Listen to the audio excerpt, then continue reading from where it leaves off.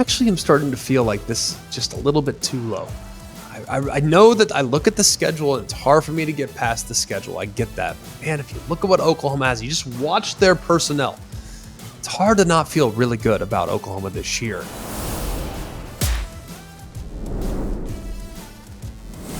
Hello and welcome. It is a July 8th edition of Always College Football. We appreciate you coming to us. We hope you had a terrific 4th of July weekend. We know it was last Thursday. We knew we had a show last Wednesday, but it's been a while since we've been able to kind of be on the same page with some of the things going on in college football. We have a very exciting show, an annual tradition, to say the least. Today is the official release of our preseason top 25. Now, subject to change, barring something unforeseen, a la a coach getting fired at this point, or a player deciding at the last minute to transfer, or maybe an injury in camp. This is kind of the hold me to them top 25s. And last year's top 25 was pretty dang good. So if you like where your team is at, you should feel good based on how we performed last year with our preseason top 25. I'm Greg McElroy. We have the crew that is always with us, is with us again today, and we have a lot of things to look forward to. Another thing also to talk about with our top 25. Today we're going to do 25 through 11. So it is a little different. Naturally, in the 12-team playoff era, there are some leagues that do not have teams ranked in the top 12. Doesn't necessarily mean they won't have a team that's in the college football playoff. We already know that a group of 5 team will enter into the playoff this year because the top 5 conference champions all make the college football playoff. However, you'll notice there is not a single G5 team in our top 25. No disrespect to the G5, got tons of respect for the G5, but based on the gap that feels like it's ever widening, it's difficult at this point based on preseason prognostications and rosters to see a team that's in the G5 being able to knock off consistently any team that would be ranked in the top 25. So that is one caveat. There's also a Power 5 league that does not have a team ranked in the top 12. That's probably going to be a little frustrating, but I hope you understand. I expect carnage in this particular league. So let's not waste any additional time. Let's get into it. 25 through 11 here on the Always College Football preseason top 25. In at number 25, a lot of people are kind of disregarding the improvements that this team in particular has made in year number 2 of the Hugh Freeze era. The Auburn Tigers are in the top 25. Last year, if you look at the passing attack, it was one of the worst in the Southeastern Conference. Just over 162 yards per game, even in spite of the fact that Peyton Thorne had played a lot of football. And if you look back at Peyton Thorne's track record and career, Peyton Thorne was pretty dang good a couple years ago when he led the Michigan State Spartans to a New Year's Six. You know what Peyton Thorne had that year? A really good running attack to lean on, and an excellent wide receiver core headlined by Keon Coleman to rely upon. So I look at Auburn's offense, and that's really the only reason why they struggled as much as they did last year with the ups and downs that group experienced. And I look at where they've improved. You bring in a 5-star wide receiver in Cam Coleman, who completely might, from day one, be their best option at the position. You look at the advancements that they've made with transfers like Robert Lewis from Georgia State and Keandre Lambert-Smith from Penn State. I think they're going to be in a really good spot. You also look at Perry Thompson in there as well.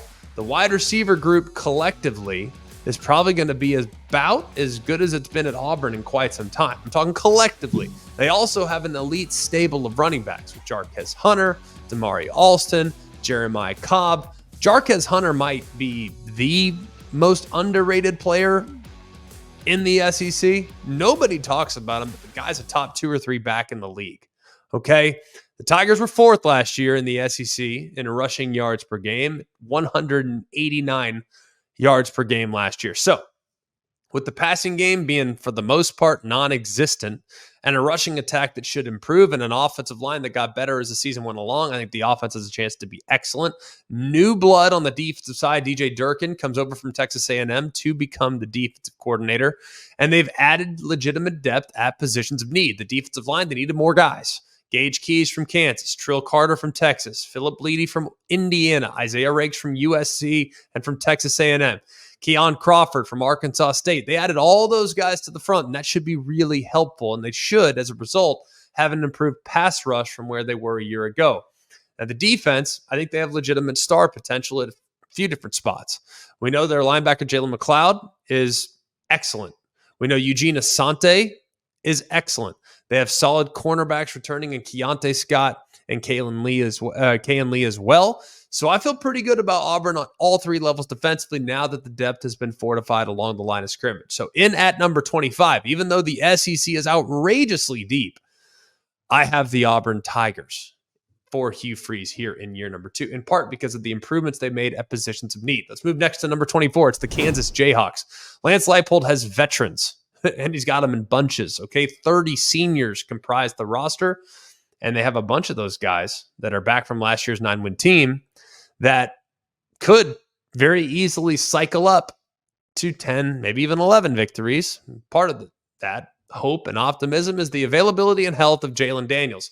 Now, going into last year at quarterback, Jalen Daniels was the Big 12 Player of the Year. That was in the preseason. The problem is he played just a few games before a back injury sidelined him for the rest of the year.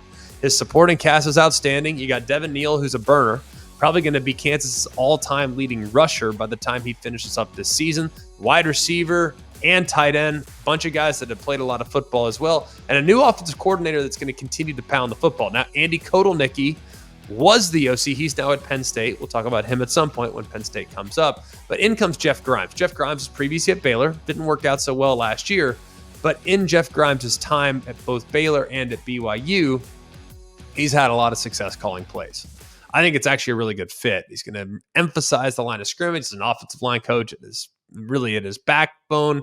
They're going to continue to run the football, and hopefully Jalen Daniels' health will allow him to be available all season long, which should help Kansas in what I think is a pretty top-heavy Big 12, and a Big 12 that, as you'll come to find out here in a moment, I think anybody there at the top can kind of beat anybody. So it's a really good horse race there at the top. Look at Kansas. Their defense was a lot better last year than they were the year before. Two of the best corners in the country in Kobe Bryant and Mello Dotson returned. The problem is they have lost some really good defensive linemen. Now, they did go and have found a couple guys that can potentially step up. They have some really solid players like Rich Miller. They have some versatility in Craig Young. But defensive line does have some question marks. They have some strong pieces, like I said, but as far as depth and in the event in which they have some losses along the front, that is not an ideal place to start. But Kansas, in what should be a very interesting Big 12 race, is in at number 24. Keeping it in the Big 12, we'll go to West Virginia, who is in at number 23.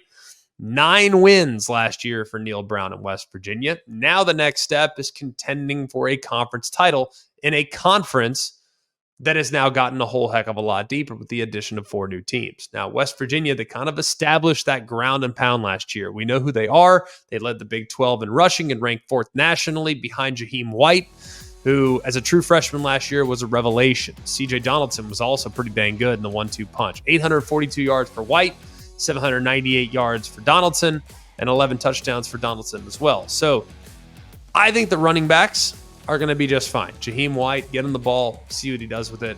You know they're going to be able to commit. They're going to be committed to running the football, but now it's about rounding it into shape and becoming more balanced offensively. Now, Garrett Green, first year as a starter, pretty solid. 2,400 yards passing, 16 touchdowns, just 4 interceptions, added almost 800 yards on the ground himself.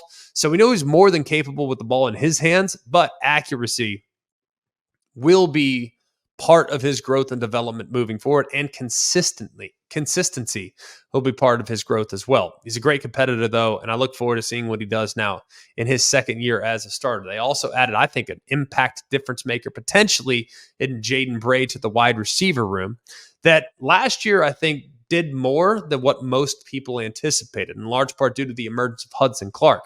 You look at Hudson Clement there in, the second game of the year. I think he had like 3 touchdowns, went for like 200 thereabouts, earned a scholarship right after that game, and went on to have a pretty dang good year. You also bring back Traylon Ray, Rodney Gallagher, and Preston Fox as well. Cole Taylor's back for a second year at tight end, so you got that long, solid blocker there at the end of the line of scrimmage as well. Now, the defense is where they have to make some more strides. They did make some last year. They finished actually in the top half of the Big 12 in both yards and points allowed, but they don't have a lot of depth. And they've also had some turnover in the portal as well. Now, they went out and they tried to add some depth, but it was not like they went out and added 10 guys, okay? They added some, and I think some key pieces like Aiden Garnes, TJ Crandall, Garrett Hollis Jr., and Jaheim Joseph. Those guys should be pretty solid. Now, Hollis has been around.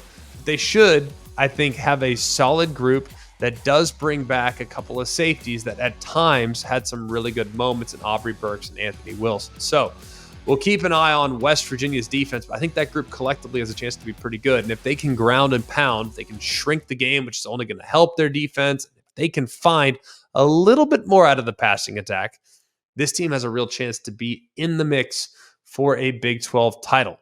Keeping it in the Big 12. Noticing a trend here? If you're not, probably should. The Big 12, I think, is up for grabs. Arizona comes in at number 22. Now, we know the core, for the most part, is back. But a lot of people will focus the core being Noah Fafita and Tetravon McMillan at quarterback and wide receiver, respectively. That's a pretty good starting point. I mean, Jed Fish ended up leaving, and it was an excellent group last year. A team that, had they been in the Big 12 last year, would have been in the mix for a college football playoff berth if the 12-team playoff had been in existence. So what they got to find, though, is a number 2 wide receiver. A possible go-to at tight end would be really valuable as well to take some of the pressure off Tetravon McMillan. Now, they added Montana Lemonius Craig, and they also added tight end Keon Burnett as possible guys to take some of the load off of the first-team All-American McMillan. Now, Brent Brennan is the real deal. Went out, I think he added pretty good pieces to his staff as well. Was able to lure in Dino Babers, who was formerly the head coach at Syracuse. But if you look back at Dino's time as a coordinator, he's been pretty dang good. He'll call the offense. And then Dwayne Aquina has been around forever. I mean, has been around for, as long as you can recall. Both guys are familiar with Arizona. Were actually part of the coaching staff that went 12-1 in 1998. So we'll see whether or not they're going to be able to do it. Now, the Big 12's defensive kind of mindsets, a little bit up in the air. I don't know what it's going to look like, but I think, now this is my opinion, I think the Big 12 is going to be a bit of a ground and pound, a bit of a physical league, and a league that is going to really emphasize the line of scrimmage. And they did lose a lot of key pieces on the front. A lot.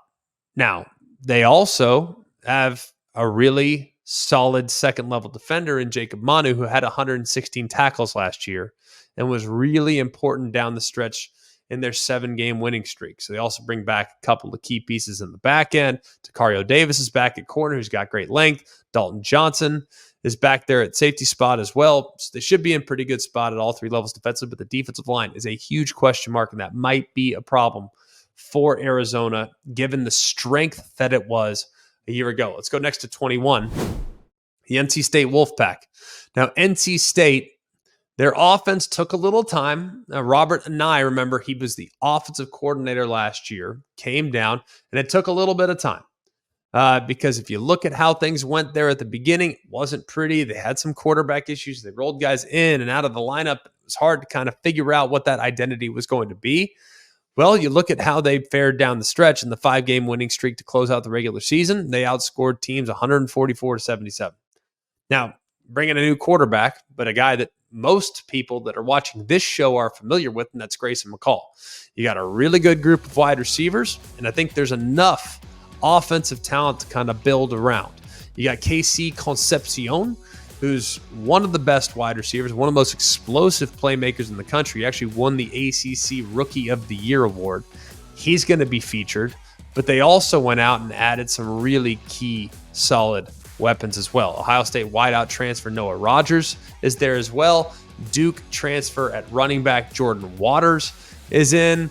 The offense is going to have a lot of weapons. So this offense should be better than they were last year, assuming McCall, Concepcion, Rogers, Waters, all those guys play at or beyond a level which they hit last season. The defense, for the first time in a long time, is the one that has the most question marks for NC State. We know Tony Gibson is going to do a great job. He's going to bring pressures. He's going to throw a bunch of stuff at the opposing offense. Okay, they're going to throw a ton of stuff at them, and they're going to take some risks. They might give up some big plays, but for the most part, they're going to fare pretty well. Last year, they had 17 interceptions. That was the most in the ACC. And the secondary, they return Aiden White, who's one of the best corners in the country, but just about everybody else is pretty much new in the back end. They have some key pieces. They got to replace Peyton Wilson as well. That won't be easy at the second level. He won like every defensive award that you can possibly win. So it'll be interesting, I think, to see whether or not they're able to handle that load.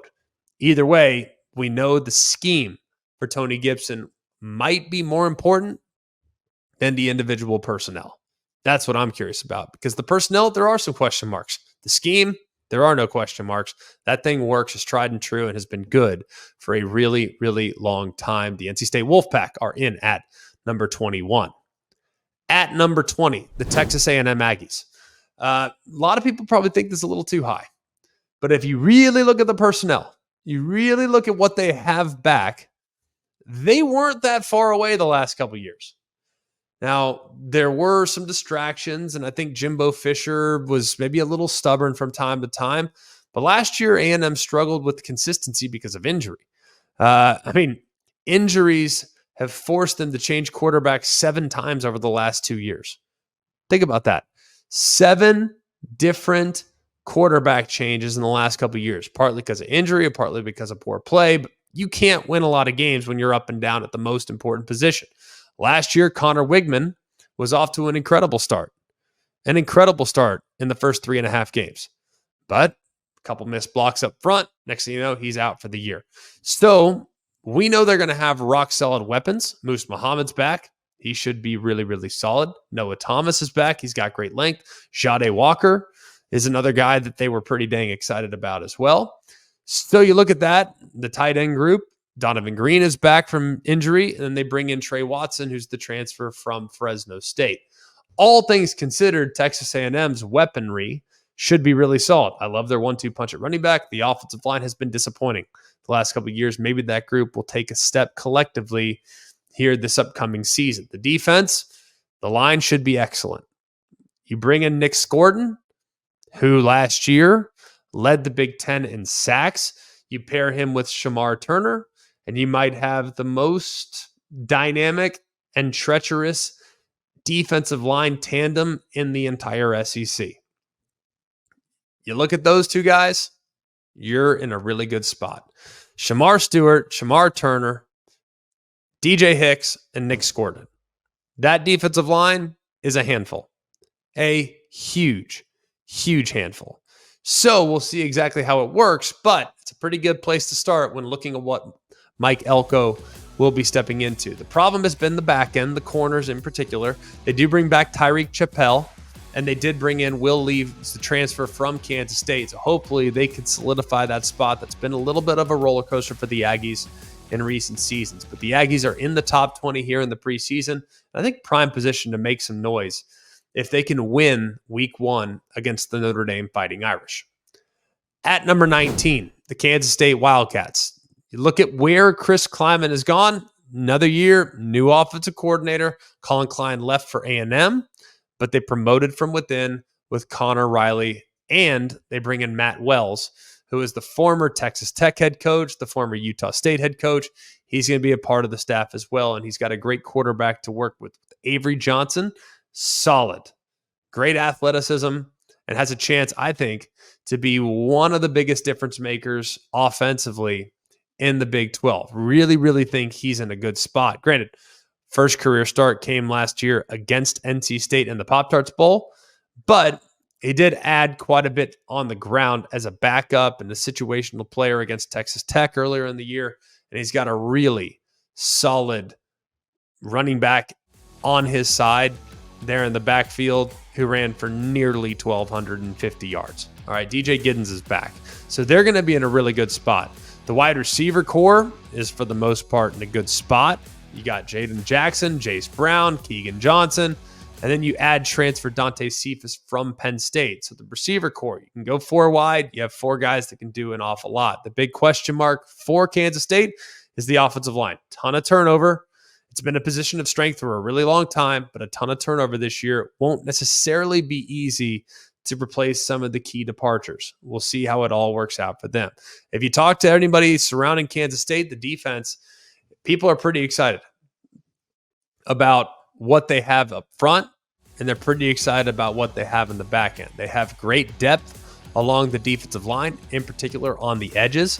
And they also, I think, feel pretty good about their starting caliber linebackers in Austin Moore and Desmond Purnell, who has 244 career tackles between the two. It's going to be interesting because I think their safeties are rock solid. Corners should be pretty good. But at some point, you just have to trust Chris Kleiman and trust that staff. That defense, they are annually in the top 5 in the Big 12. And they are annually one of the best in terms of points per possession allowed. They have a really good personnel and should be well positioned to do the exact same again this year. Let's go next to number 18. It's the Utah Utes. Now, we know Utah has always been a very stingy defense, okay? Extremely stingy. And if you look, though, at last year, it was the offense that was a huge problem. Okay, we'll start with the defense. That's really the strength of the team, or at least it has been. They're going to be really good again. It's a group that allowed just 19.3 points per game. That was 18th fewest in the country. They bring back 8 starters. They also went out and got some difference makers in the portal at both safety spots, but it will be hard to replace what was Jonas Ellis there on the end of the line of scrimmage. So I think it's going to be tough for them to replicate the success they had last year, but I can promise you it won't be a significant drop-off. Why? Because Utah never drops off that much defensively. They're going to be rock solid in that spot. The difference between what Utah was as a Pac-12 contender and last year was what they had on offense. They were a group that did not at all recognize the group that they had been in the past. Not even close, okay? Not even close. And if you look at it, when you lose Cam Rising and you're thinking he's going to be back, but maybe he's not going to be back, and you think he might play, but he's not going to play, that's a challenge for any team to be able to handle. That and Brant Kuithe as well, who's a go-to guy at tight end. Those 2 guys both being back here in 2024 is significant. And you look at the Utes, their offense, they added a big play threat in Dorian Singer, which was huge. He's from USC, was previously at Arizona prior to that, and was all Pac-12 there in 2022 when he was playing for the Wildcats. That could be a really good trio to rely on, with Cam Rising at quarterback, Kuithe at tight end, and Dorian Singer at wide receiver. They also could look at kind of the run game. I think they're going to be okay at running back. Yes, they lose Jaquindon Jackson, but I'm just not losing on a sleep over that because Micah Bernard is back, even though he missed 11 games last season with the injuries. So fairly optimistic about what Utah has offensively and think they might be well positioned to challenge in year number 1 in the Big 12 as a possible playoff team. On to number 17, it's the Oklahoma Sooners.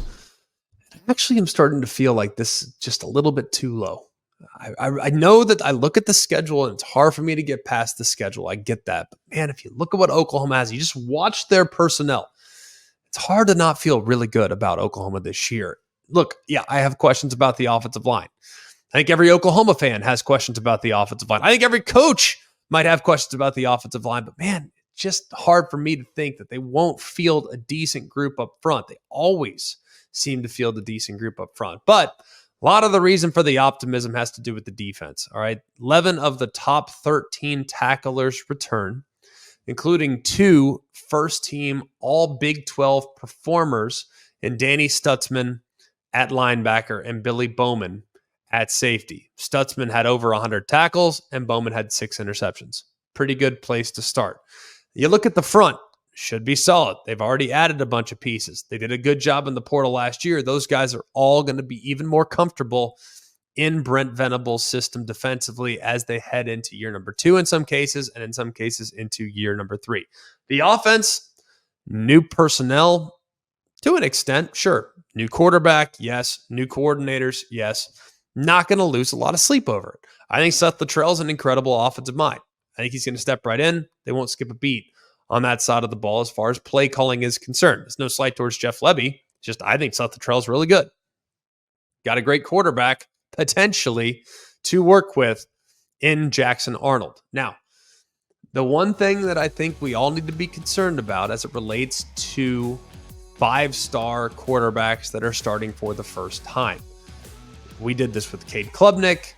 We've done this in the past with a ton of different guys, and it hasn't really materialized. And then in some cases, it's been even better than you anticipate. For instance, when Trevor Lawrence was thrust in the lineup, it was better than I even expected, right? But there's also the example of Cade Klubnik where maybe it hasn't been quite as good as one would like to expect. It was kind of that way, frankly. Since we're talking about Oklahoma, it's kind of like that for Quinn Ewers. His first year was fine. It wasn't great, but it was fine. Last year, it was great. Maybe it's going to take a little time for Jackson Arnold, but he's got the talent and an elite wide receiver core to lean on for sure. Now, they need to find, I think, some balance.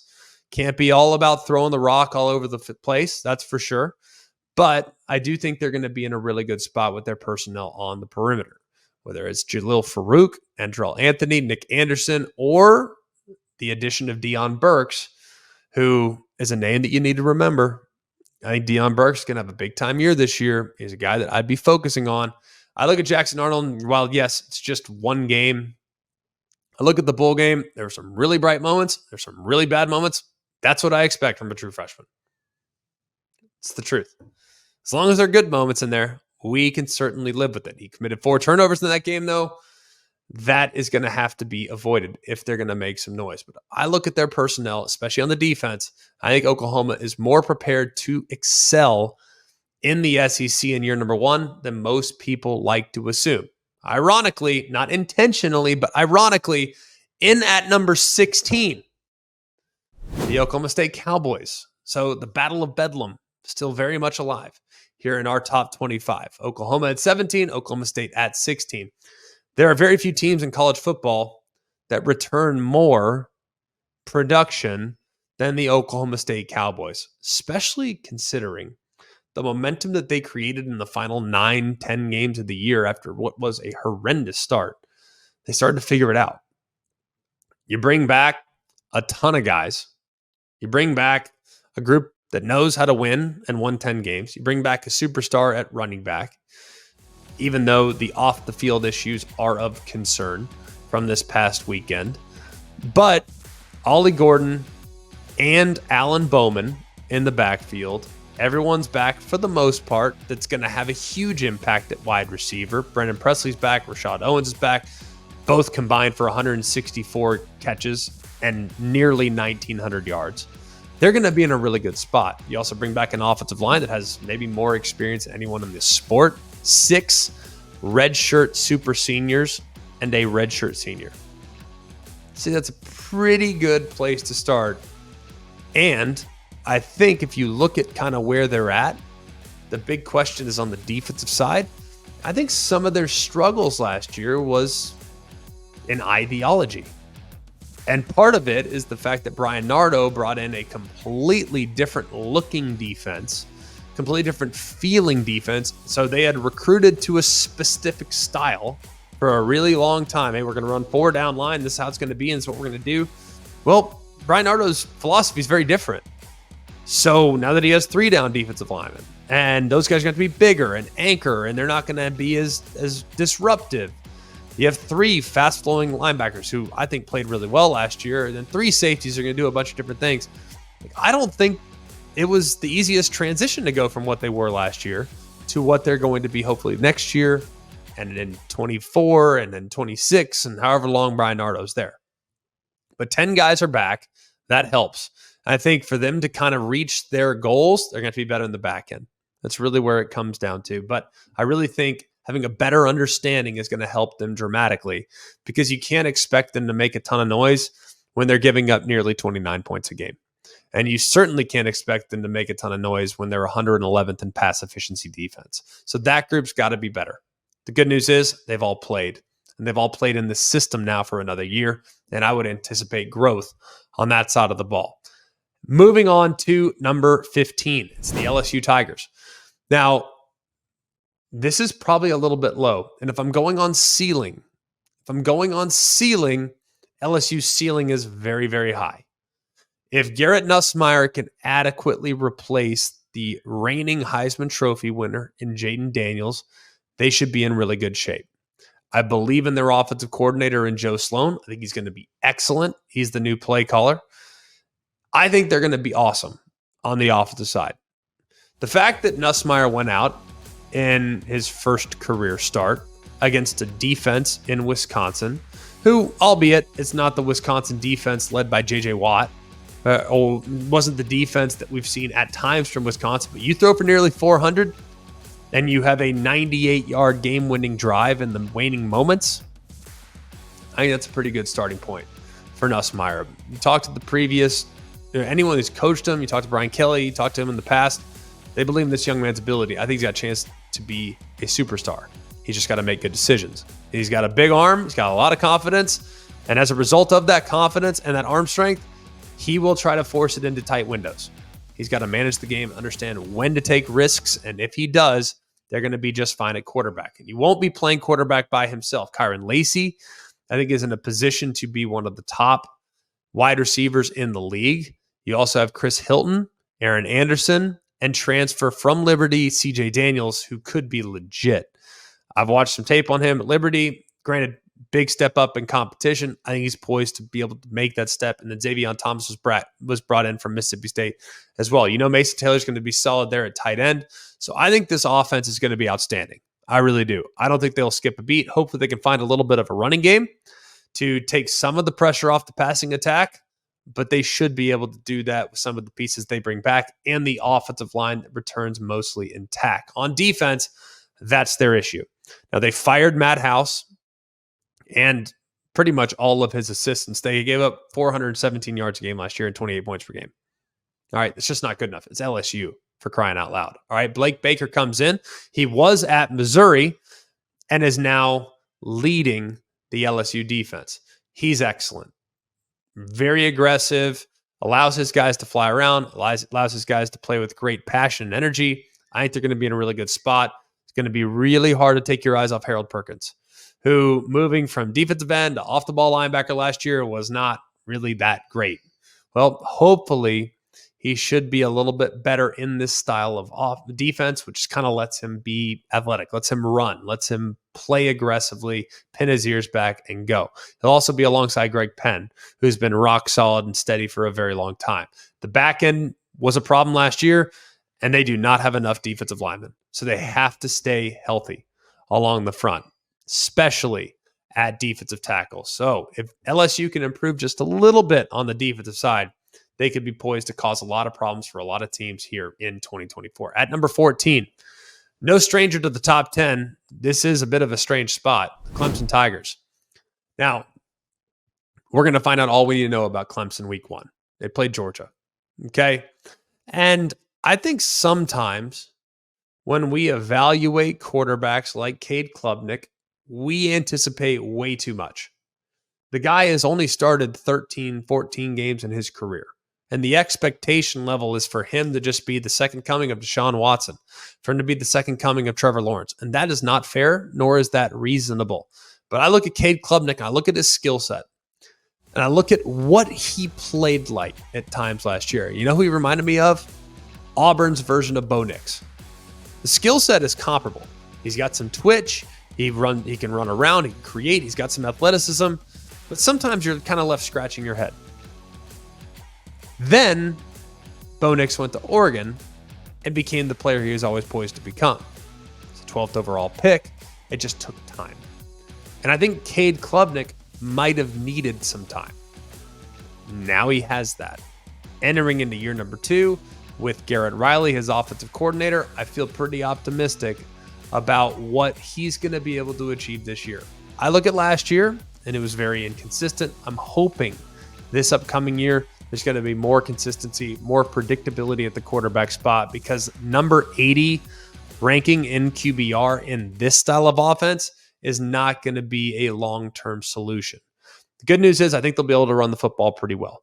Phil Maffa is excellent. I think he's got great patience, great vision, and is a little bit faster than most people realize. I think they're also going to be really good at tight end with Jake Brenningstool, and hopefully a bunch of highly touted wide receiver recruits can provide a boost to a group that at sometimes in the last couple of years is somewhat underachieved. But you got Tyler Brown back. You got some other guys back that were hurt and banged up and missed time last year. I think wide receiver for the most part at Clemson is going to be pretty good. Now, the strength of their team is on the defensive side. No denying that. Barrett Carter's back. Safety RJ Mickens is back. You have a bunch of guys up front like Peter Woods at defensive tackle, TJ Parker at defensive end, Khalil Barnes there in the back end as well at safety / nickel. They're going to be really good, I think, defensively. It could be one of the top 5 defenses in the country. Would not surprise me whatsoever. They also have a couple freshmen that might find their way onto the field as well, like true freshman Sammy Brown, who's the highest ranked linebacker recruit in program history. I think the defense is going to have to kind of carry the load, assuming the offense is maybe a little bit hit or miss like they were at times last year. But Clemson, very much in the mix in the ACC. People that are saying they're dead, they're done, I disagree. Clemson has a chance to definitely win the league this upcoming year, and you'll probably find out why here in just a minute. At number 13, the Florida State Seminoles. Now, Mike Norvell had an amazing year last year. Incredible. They have to now replace Jordan Travis. They have to replace their leading rusher in Trey Benson. They have to replace their top 2 wide receivers in Keon Coleman and Johnny Wilson. They have to replace their most productive tight end, Jaheim Bell. Going to be tough to do it. It's going to be really tough to do it. I didn't even mention some of the losses on the defensive side. The good news is they did go out and add some experience. Now, DJ Uiagalelei has played a lot of football. Hasn't always been good. It's always been a little bit up and down, but last year was a significant step in the right direction. He's got a big arm. He's got good experience, and he can push the ball down the field. I think they'll be able to run the ball. Florida State's always going to be able to run the ball. Anywhere Mike Norvell is, they'll be able to run the ball, and the offensive line has a ton of experience. They have 190 starts in the FBS. That's pretty dang good. And of those 190 starts at the FBS level, 123 were in Florida State uniforms. So they should be in a pretty good spot, should have great continuity there with Rob Scott back at tackle, with Mo Smith back at center. They're going to be in a pretty good position. The question I have is at wide receiver. Now, Kentron Pointier, solid player. Ja'Kai Douglas, solid player. Hakeem Williams, solid player. These guys are solid. No doubt about it. Malik Benson transferring over from Alabama, solid player. None, I think, at least up to this point of their college career, have shown the ability to take over games the way Keon Coleman did last year. And in some ways, the way Johnny Wilson did. And the matchup nightmare that those two were the last couple of years, it's going to be hard to expect the wide receiver core to be as dynamic as they were the last couple of years. So I think that group is a group that steps back quite a bit compared to where they were a year ago. Defensively, I think they're going to be rock solid. Now, will they have a complete game changer in Jared Verse? I don't know that. But I do know Patrick Payton's a good place to start. I'm a big believer in the addition of Marvin Jones from Georgia. And I think defensively on the interior, Josh Farmer's got a chance to be really, really solid. I think the secondary might be one of the best in the country. Azaria Thomas is back. Fentrell Cypress is back. You got a bunch of good quality pieces back on the perimeter. The second level defenders, there are a couple question marks there for me. I think DJ Lundy's a really good player, but they will miss Tatum Bethune and just how athletic he was from sideline to sideline from time to time. I think they're in a good spot. I really do. I think they're in a really good spot on the defensive side. The question for me for Florida State are at wide receiver and, frankly, at quarterback. If they can make sure that there's not a huge drop-off at those two spots, they'll be in a really good position to find their way into the playoff conversation or in the ACC championship conversation. So 2 ACC teams in a row, Clemson at 14, Florida State at 13. Here's my top team in the ACC. It's the Miami Hurricanes. Now you're going to sit there and say, well, Mario Cristobal is 12-13 in his time in Coral Gables. Well, I think he inherited a really difficult situation, first and foremost. I don't think there was as much talent on the roster as one might like to assume. But I look at some of the additions they've made in the portal, some of the additions they've made on the recruiting trail, and I look at this roster. And I remember people last year losing their mind about the Texas Longhorns. And we had Texas ranked number 6 in the preseason last year. They're 6 or 7 in that vicinity. And people were losing their minds saying, oh, here we go again. Texas always in the top 5, or top 10. They're going to disappoint you. Just wait. And we said, fair enough. They might very well disappoint us, but look at the roster. Just look at the roster and assess this year's team differently than past year's teams. Because there's some teams that are propped up based on hype, and there's some teams that are propped up based on merit. And in this particular case, involving Texas last year and Miami this year, there is merit to believe these groups are as talented as you might find in their respective conferences. Miami, with what they've added at quarterback, I look at their situation last year. They lost a lot of games because their quarterback turned it over at really, really inopportune times. That's a huge problem. In steps Cam Ward, who in his college career, he's played 5 seasons, has thrown for nearly 14,000 career yards, 120 career touchdowns, Washington State, and at Incarnate Word there in San Antonio. He's played a lot of football. And I think he's going to elevate that position to a whole new level. They're also going to have a bell cow and running back. They don't necessarily need one because they got quality pieces in Mark Fletcher and some of the backups. A.J. Allen as well. Damian Martinez is going to get downhill and is the real deal, man.